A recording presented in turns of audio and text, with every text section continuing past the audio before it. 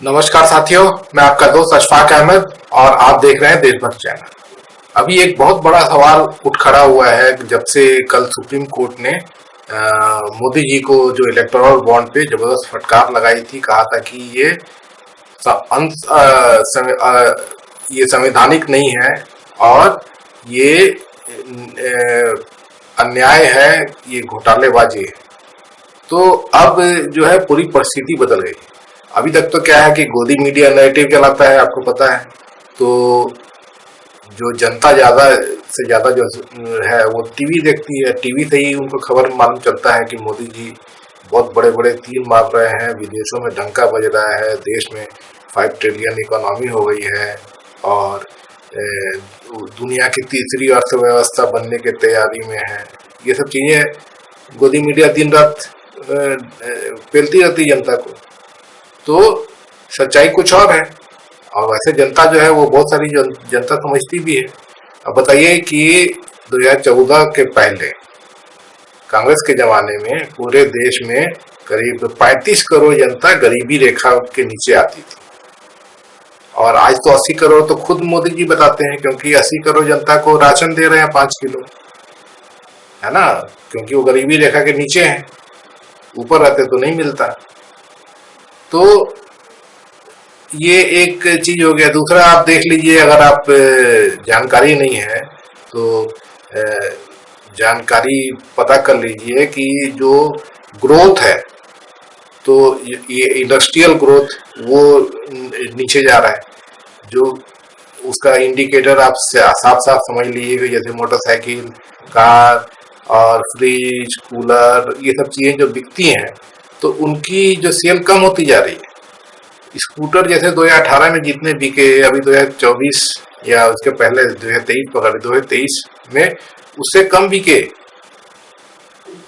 और बाकी चीजें भी हैं जो जैसे कि एकदम से जरूरी जो चीजें हैं तो सिर्फ वही जनता खरीद रही है कि खाने पीना जरूरी है, जिंदा रहना है, तो खाने पीने की जो जरूरी चीजें हैं वो जनता खरीद रही है और बाकी जो चीजें जो जरूरी नहीं है तो वो उसको अभी टाल देती है आगे के लिए।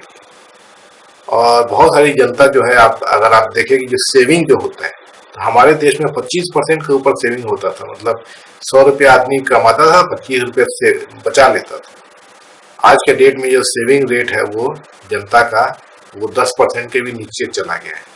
जो लोग LIC का पॉलिसी लिए हुए थे और भी कोई जैसे फिक्स डिपॉजिट लिए हुए थे, वो तुड़ा तुड़ा के अपना घर चला रहे हैं। ऐसी हालत है, बहुत विकट हालत है, क्योंकि रोजगार है नहीं। जो लोग रोजगार में थे उनके रोजगार चली गई, बेरोजगार हो गए, नौकरी चली गई, नई नौकरी मिल नहीं रही, महंगाई इतनी चरम पे है। तो ये वाजिब है कि इस तरह की चीजें होंगी। तो जो असल जो पिक्चर है देश का वो बहुत बुरी हालत में है।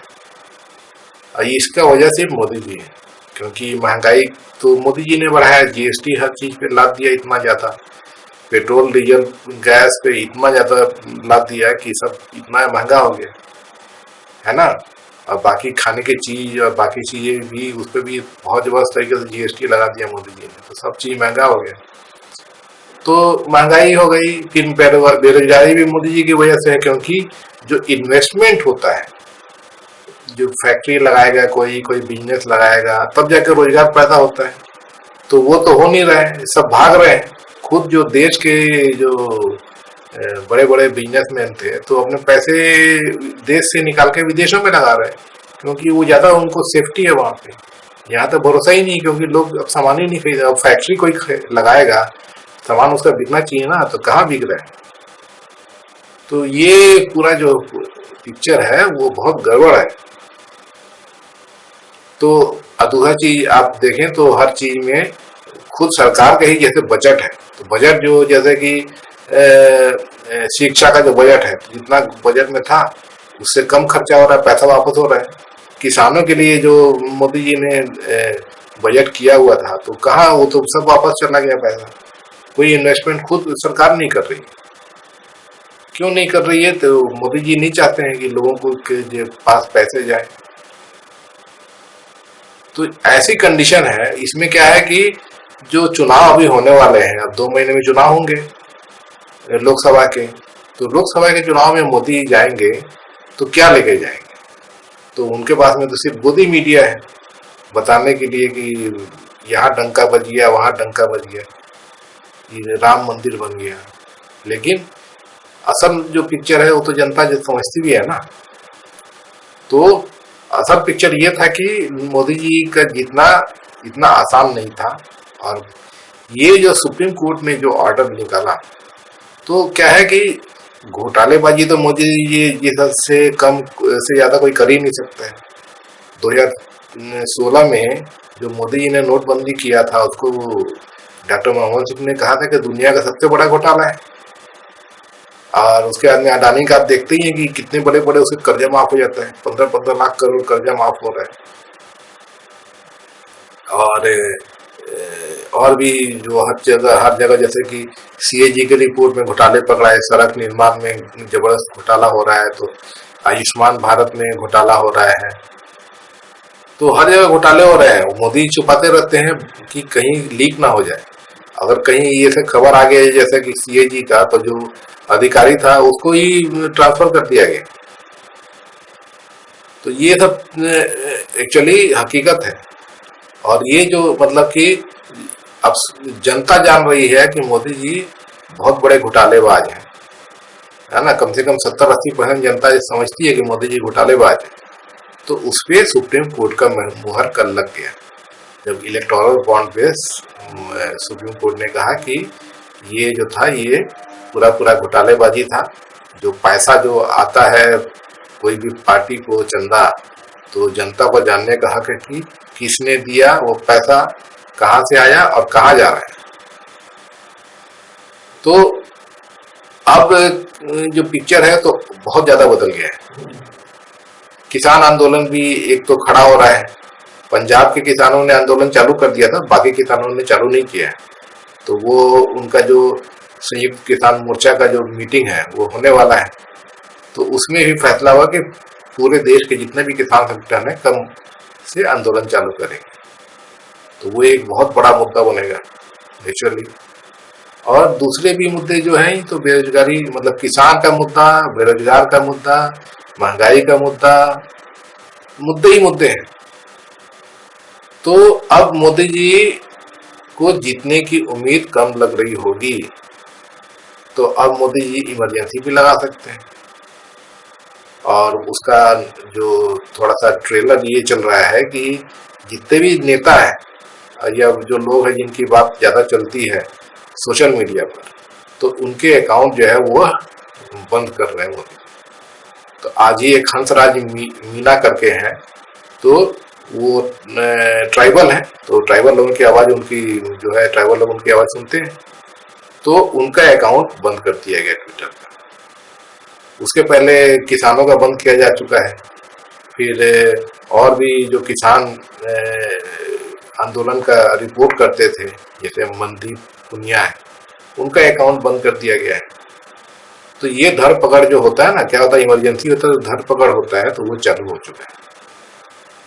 मतलब कि मोदी जी को अब जीतने की उम्मीद कम हो गई। तो पूरा इमरजेंसी अगर लग गया तो मोदी जी कभी हटाएंगे, क्योंकि मोदी जी तो कभी जीत नहीं सकते हैं चुनाव, तो मोदी जी तो हटाने से रहे। तो उस केस में क्या होगा कि मोदी जी पूरा इमरजेंसी लगा देंगे और पूरा देश जो है वो मुसीबत में आ जाएगा। और इमरजेंसी के खिलाफ बहुत लोग जो लड़ेंगे तो या तो मारे जाएंगे, जेल में जाएंगे, काफी खून खराबा होगा, देश तो डूबेगा ही। तो किसी तरह पता नहीं, अब जैसे भी वो कुछ ऐसा हो जाए कि तख्ता पलट हो जाए, तो वो ऐसी कंडीशन में आ जाएगा देश। तो ये कंडीशन अब काफी वो लग रहा है कि हो सकता है, क्योंकि इंदिरा गांधी का जो केस आपको पता होगा कि इंदिरा गांधी ने इमरजेंसी क्यों लगाया था। तो इंदिरा गांधी की इमरजेंसी की वजह क्या थी कि जो इलाहाबाद हाई कोर्ट है, तो उसने एक फैसला दिया था, कहा था कि इंदिरा गांधी ने जो सरकारी मशीनरी का दुरुपयोग किया था कि इलेक्शन के लिए, कि एक अधिकारी उनके थे आईएएस, तो उनका जो उनको चुनाव के लिए इंदिरा गांधी जी ने पार्टी की तरफ से काम पे लगा रहा था, तो उनको पहले रिजाइन करना था, तो रिजाइन एक्सेप्ट होने में 3 दिन लगे और ये काम पे चालू हो गए। तो ये हाई कोर्ट ने माना कि ये दुरुपयोग हुआ। दूसरे एक इंदिरा गांधी का रैली होना था, तो वहां पर कुछ सरकारी तंत्र उपयोग किए गए रैली कराने के लिए, बिजली का सप्लाई कराने के लिए, ऐसा कुछ। तो ये 2 काउंट पर हाई कोर्ट ने उनका जो चुनाव था रद्द कर दिया था। तो चुनाव रद्द हो गया, तो मतलब कि उसके बाद में एक हाई कोर्ट ने कहा कि 2 हफ्ते के अंदर कांग्रेस, वैसे तो जीती हुई पार्टी है तो सरकार उनकी बनेगी, लेकिन इंदिरा गांधी अब चुनाव रद्द हो चुका है, तो वो पार्टी का मतलब जो सरकार के मुखिया भी नहीं रह सकती हैं, सरकार में रह ही नहीं सकती हैं। 2 हफ्ते के अंदर वो कोई दूसरा मुखिया चुन ले। तो ये जो बहुत गलत फैसला दिया था हाईकोर्ट ने, क्योंकि अगर कोई निलंबित होता है या जिसका जैसे चुनाव जो है वो निरस्त होता है, तो उसको 6 महीने का वक्त होता है। तो 6 महीने के वक्त में वो या तो फिर से चुनाव करके जीत के आ जाए, या फिर और भी प्रोविजन हो सकते हैं। ऐसा नहीं है कि एकदम से निरस्त हो गया तो वो लीडर नहीं। तो इंदिरा गांधी सुप्रीम कोर्ट में गई थी और वहां पे ये स्टे लग गया था। तो उसके बाद में लेकिन इंदिरा गांधी ने इमरजेंसी इसलिए लगाया कि उस वक्त शीत युद्ध था जो रशिया और अमेरिका के बीच में। तो उस वक्त बहुत सारे जो इंटरनेशनल कॉन्स्पिरेंसी होती है तो वो सब चलते थे। तो इंदिरा गांधी को दिखता था ये, खास करके बांग्लादेश जब वार हुआ था, तो उसके बाद से ये अमेरिका जो है वो इंडिया को नीचा दिखाने के लिए बहुत सारे तिक्रम करता था। और जो देशी लोग हैं, जैसे जयप्रकाश नारायण का जो मूवमेंट चालू हुआ था, तो वो उसमें सपोर्ट मिल रहा है बाहर से भी, इस तरह से कुछ खबरें भी आती थी। तो उसी मद्देनजर एक तो मतलब सबसे बड़ा कि उनको इस तरह से ये कर दिया था, हाई कोर्ट ने उनको निरस्त कर दिया था, जबकि ज्यादा कोई बड़ी बात नहीं थी।